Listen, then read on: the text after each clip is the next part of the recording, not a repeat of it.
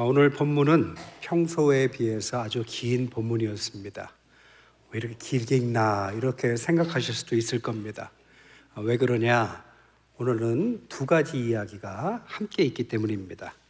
회당장 야이로의 딸 이야기가 있고 또한 12의 혈루증 걸린 이야기가 오늘 본문에 다 들어가 있습니다. 왜 2주에 걸쳐서 할 수 있는 설교를 왜 1주에 하느냐? 바로 이 두 이야기는 떨어진 이야기처럼 보이지만 구조적으로 보면 샌드위치 구조로 하나의 이야기를 형성하고 있기 때문입니다. 21절부터 24절까지는 회당장 야이로의 딸 이야기고 25절부터 34절까지는 혈루증 여인의 이야기고 나머지 35절부터 43절까지는 다시 회당장 야이로의 딸 이야기로 샌드위치 구조를 갖고 있습니다.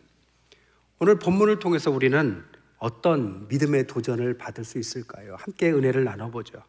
먼저 12의 혈루증 걸린 여인의 믿음입니다. 두 가지 믿음을 보여주고 있습니다. 첫 번째, 그녀는 아주 간절한 믿음을 보여줍니다. 그녀의 삶을 가만히 보면 참 기구한 운명을 갖고 있는 것처럼 보여요. 혈루증이라는 것은 월경 후에 피가 멎지 않는 유출병입니다. 이것은 질병의 문제라기보다는 또 하나의 문제가 그 당시에 피를 멈추지 않는다면 부정한 사람이라고 낙인 찍혔다라는 것이 더 큰 문제였습니다. 게다가 26절에 보니까 많은 의사에게 많은 괴로움을 받았고 가진 것도 다 허비하였고 효험이 없었고 병도 더 중하여졌다. 의료보험도 없던 시대였고 의료 설비도 마땅치 않은 시대에 여러분, 수많은 의사를 통해서 병을 치료하려던 노력이 있었지만 그것은 효험을 보지 못합니다. 그런 과정 속에서 엄청난 재산적인 낭비를 했고 병은 더 깊어졌죠. 한마디로 가장 절박한 상황의 여인이었습니다. 게다가 그는 부정한 자로 공동체에서 율법을 어기는 부정한 자에 속했습니다. 그리고 12년간 치료하는 과정 속에서 그는 부정한 자로 낙인 찍혔을 뿐 아니라 가난을 경험했고 이 과정 속에서 그의 남편이나 자녀가 나오지 않는 걸로 봐서 가정도 해체됐을 가능성이 있습니다.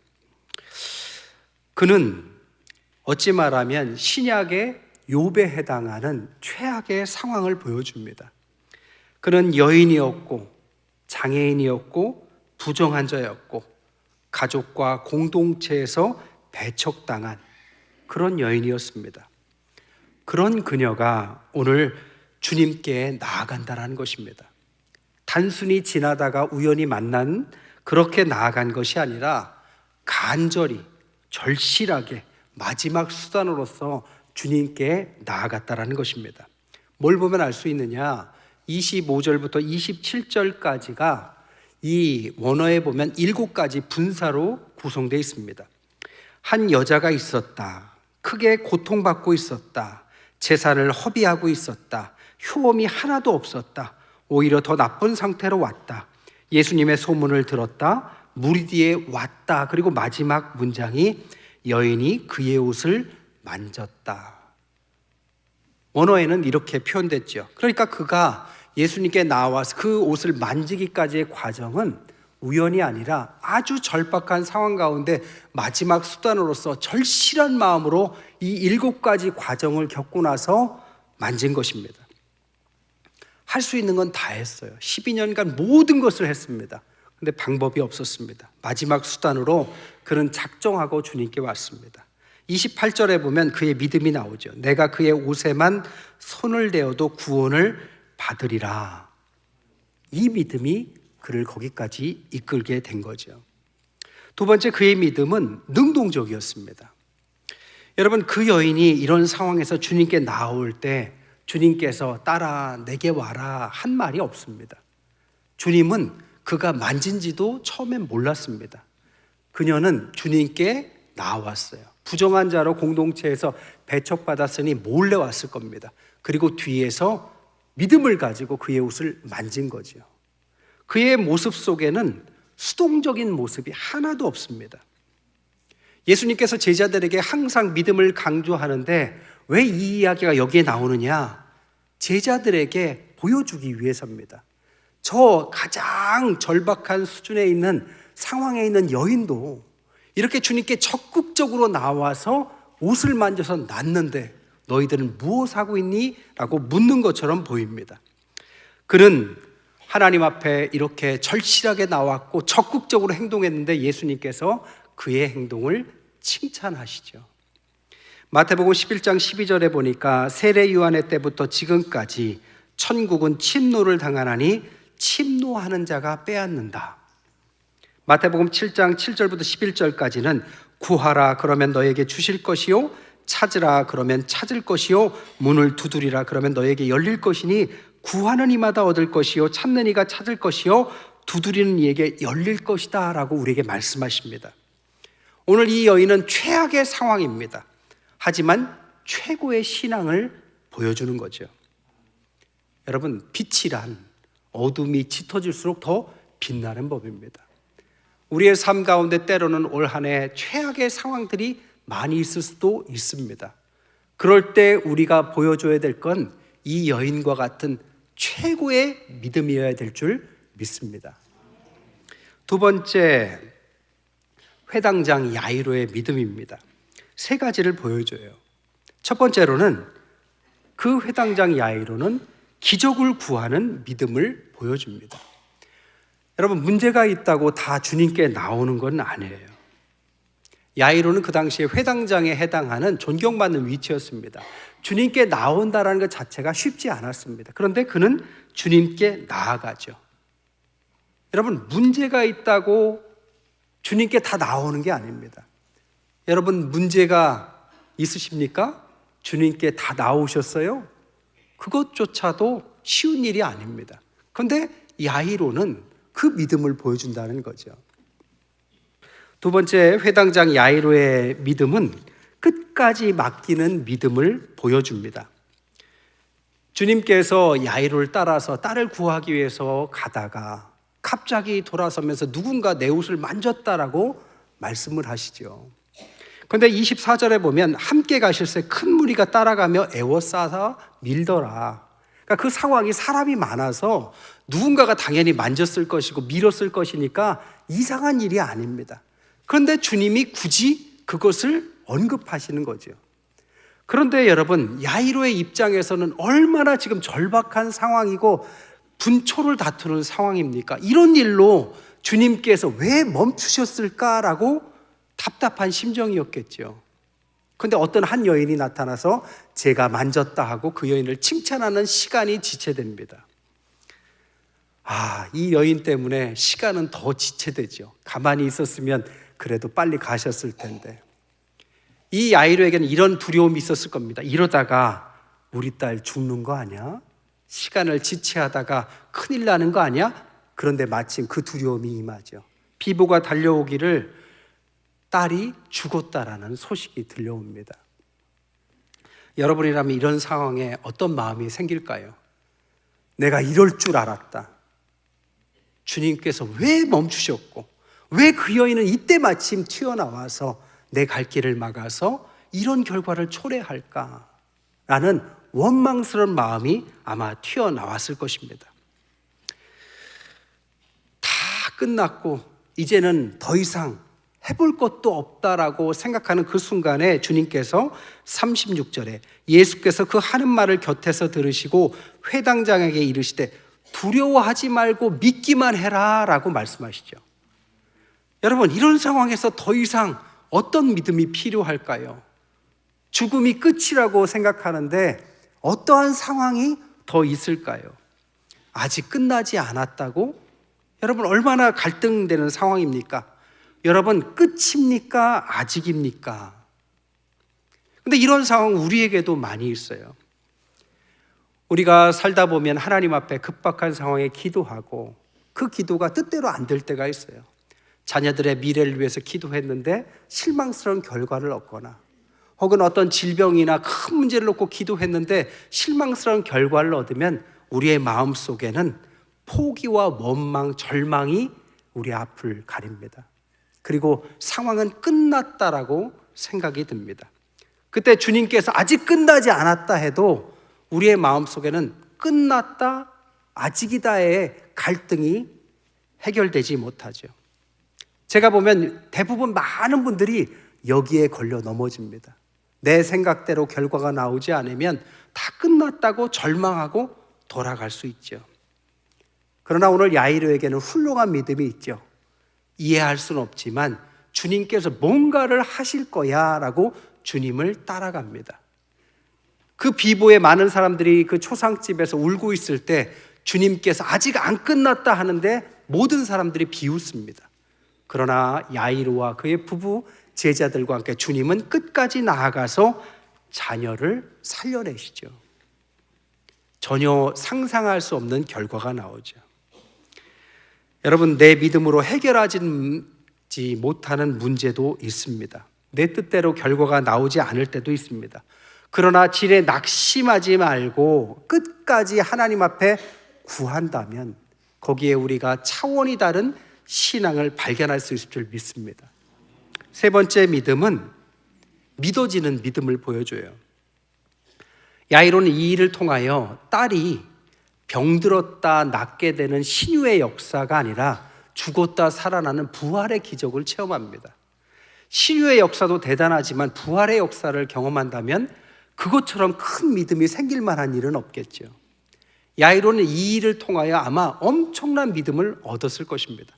앞으로 무슨 일이 있어도 주님께 절망하지 않고 기도할 것이고 주님이 무엇을 해라 한다면 믿음으로 그 일을 행할 수 있는 큰 믿음이 생겼겠죠. 여기서 한 가지 배워야 될 것은 뭐냐? 믿음의 체험이 믿음의 크기를 키운다라는 것입니다. 여러분, 믿음은 어느 날 크게 뚝 떨어지는 것이 아닙니다. 믿음이란 큰 믿음이 처음부터 생기는 것이 아니라 작은 믿음이 응답을 받고 그것에 대한 반복 속에서 큰 믿음까지 나아가는 과정이 필요합니다. 다니엘서 2장에 보면 다니엘이 왕 앞에서 이런 말을 해요. 왕이 그동안 꿈을 꿨는데 아무도 해석하지 못하니까 다 죽입니다. 근데 다니엘에게 그 꿈을 물었을 때 다니엘은 두려워하지 말고 시간을 주시면 그것에 응답하겠다라고 믿음 있게 이야기를 해요. 아니, 다니엘이 왜 이렇게 큰 믿음이 있을까요? 다니엘의 그 큰 믿음이 있는 2장을 보기 전에 그의 믿음은 다니엘서 1장에서부터 시작합니다. 처음에 식민지로 잡혀온 소년이었을 때부터 음식 문제로 신앙의 도전을 받습니다. 왕이 주는 음식, 기름진 음식이 아니라 채소만 갖고도 하나님 앞에서 믿음을 지킬 수 있다는 것을 환관장에게 제안을 하죠. 열흘만 주시면 하면서 뜻을 정했다라고 성경에서 말합니다. 그것은 성공했고 이 체험을 통해서 다니엘은 믿음의 사람이 됩니다. 그리고 2장에 넘어가서 더 큰 믿음을 보여주죠. 여러분, 처음부터 큰 믿음은 없습니다. 작은 믿음에 대한 체험을 하셔야 돼요. 살면서 우리 삶에 닥쳐온 모든 문제를 주님 앞에 내려놓고 그 문제를 해결하는 그 체험이 또 다른 믿음의 크기로 이어집니다. 그래서 결국에는 하나님 앞에 큰 믿음을 보여주는 믿음의 위인들 같이 우리가 살아갈 수 있게 되는 거죠. 엘리사는 우리와 같은 성정이지만 그는 기도할 때 비가 오고 가뭄이 들기를 반복했는데 그 이유가 뭐냐? 그 큰 믿음이 있는 여러 과정이 있었지만 그도 역시 우리와 똑같은 인간이었다라는 것을 가르쳐주고 있다는 것입니다. 세 번째, 아까도 말씀드렸지만 이 이야기는 둘의 각각의 믿음으로서도 훌륭한 은혜를 끼치지만 더 큰 것은 뭐냐? 이 두 이야기가 분리되지 않았다는 것입니다. 연결되어 있다는 거죠. 왜 주님은 이 두 이야기를 섞어 놓으셨을까요? 가만히 보면 그들에게는 공통점이 많고 차이점도 있습니다. 그들의 공통점은 가버나움이라는 같은 지역에 살아 있었습니다. 둘 다 여자였고 질병을 겪었고 정결법에 거치는 행동을 합니다. 혈루증 여인은 피 때문에, 이 딸은 죽었기 때문에 시체라는 만지면 안 되는 그런 정결법에 어긋났다가 회복이 되죠. 그들 둘 다 간절한 믿음이 있었습니다. 그러나 그 둘의 공통점은 무엇보다도 12라는 12해라는 공통분모를 갖고 있었다는 거죠. 또한 이들에겐 공통점만 있는 것이 아니라 큰 차이점이 보여요. 회당장 야이로는 긍정적인 캐릭터로 보입니다. 혈루증 여인은 부정적인 캐릭터예요. 이 회당장 야이로는 남자이면서도 이름이 있습니다. 야이로라는 이름. 그러나 이 혈루증 여인은 여자이면서 이름이 없이 혈루증 여인이라고만 적혀 있어요. 이 회당장은 회당장이었고 존경받는 직업이었고 공동체의 중심이었고 딸을 위해서 눈물을 흘려서 간절히 예수님을 청할 만큼 좋은 아버지, 정상적인 가정이었고 부유했습니다. 그러나 혈루증 여인은 혈루증에 걸렸고 부정적이었고 그리고 공동체와 가족에게 배척당했고 가족이 안 보이는 걸로 봐서 가족은 해체됐을 것이며 12년간 허비와 가난에 시달렸습니다. 어찌 보면 동시대 동일 지역에 살고 있었지만 완전히 다른 인생을 사는 두 명이 한 이야기에 있는 거죠. 그 두 명의 이야기를 이어주는 것이 뭐냐? 12라는 12회입니다. 생각해 보세요. 혈루증 여인은 12년, 12회 혈루증입니다. 소녀가 나중에 회복됐을 때 그녀의 나이가 12살이라고 합니다. 왜 굳이 10이라는 숫자를 동일하게 주셨을까요? 우리가 조금만 생각해 보면 소녀가 태어난 해가 혈루증이 시작된 해와 같을 것입니다. 그것이 12년이 흐른 거죠. 어떤 소녀는 좋은 환경, 사랑하는 부모 밑에서 그는 행복한 시간을 12년간 살았습니다. 그러나 같은 가버나움 어디에서는 갑자기 병이 발병해서 12년간 전 재산을 허비하고 고통의 시간을 보내는 한 여인이 동시에 존재했다는 것입니다. 그런데 그 둘이 예수님을 통해서 만나게 되죠. 주님은 그 둘을 만나게 하신 것입니다. 가만히 보면 이 이야기가 혈루증 걸린 여인이 낳은 시간과 12살 소녀가 죽은 시간이 같습니다. 그동안 12년간 행복한 시간을 겪었던 희망찬 소녀는 이 시간에 희망이 절망으로 변했고 반면에 12년간 혈루증으로 고통받던 이 여인은 절망의 시간이 희망으로 바뀝니다. 둘은 교차하죠. 이 일은 각각 일어난 게 아니라 혈루증 여인이 끼어들므로써 치료 시간이 지체돼서 죽음에 이르렀기 때문에 결국 둘은 영향을 줬다라고 말할 수 있습니다. 한마디로 그 둘은 서로 연결되어 있었습니다. 누군가 행복했던 시간에 누군가는 불행을 겪고 있었습니다. 근데 그 둘은 연결되어 있는 것입니다. 서로가 서로에게 영향을 주고 있었던 거죠. 믿음의 시작은 아브라함이지만 창세기에서 그의 아들을 통해서 또 아들을 통해서 믿음은 이어지고 오늘날 영적인 후손인 우리들까지 믿음은 가족이라는 아주 친밀함 속에서 이어진다라는 것을 설명합니다. 예수님의 몸을 상징하는 오늘날 교회를 성경은 에베소 4장 16절에 그에게서 온몸이 각 마디를 통하여 도움을 받음으로 연결되고 결합되어 있다. 지체의 분량대로 역사하고 그 몸을 자라게 하며 사랑 안에서 스스로 세운다. 고린도전서 12장 21절부터 25절까지는 눈이 손들어 내가 너를 쓸데없다 하거나 또한 머리가 발들어 내가 너를 쓸데없다 하지 못하리라. 그뿐 아니라 더 약하게 보이는 몸의 지체가 도리어 요긴하고 우리가 몸에 덜 귀히 여기는 그것들을 더욱 귀한 것들로 입혀주며 우리의 아름답지 못한 지체는 더욱 아름다움을 얻느니라. 그럼즉 우리의 아름다운 지체는 그럴 필요가 없느니라. 오직 하나님의 몸을 고르게 하여 부족한 지체에게 귀중함을 더하게 하사 몸 가운데서 분쟁이 없고 오직 여러 지체가 서로 돌보게 하셨느니라. 교회 내에 누군가 고통받고 있다면 우리는 그냥 지나쳐서는 안 되는 것입니다. 왜냐? 교회는 서로 연결되어 있기 때문입니다. 이 연결의 정점은 로마서에 이렇게 말하죠. 로마서 5장 19절에 한 사람이 순종하지 아니함으로 많은 사람이 죄인이 되었다. 원제를 말한다면 한 사람의 순종함으로 많은 사람이 의인이 되었다. 예수님의 대속의 구속이 한 사람의 의인이 그로 끝나는 것이 아니라 온 인류의 구원과 연결되어 있다라는 연결의 정점을 구원으로 대입합니다.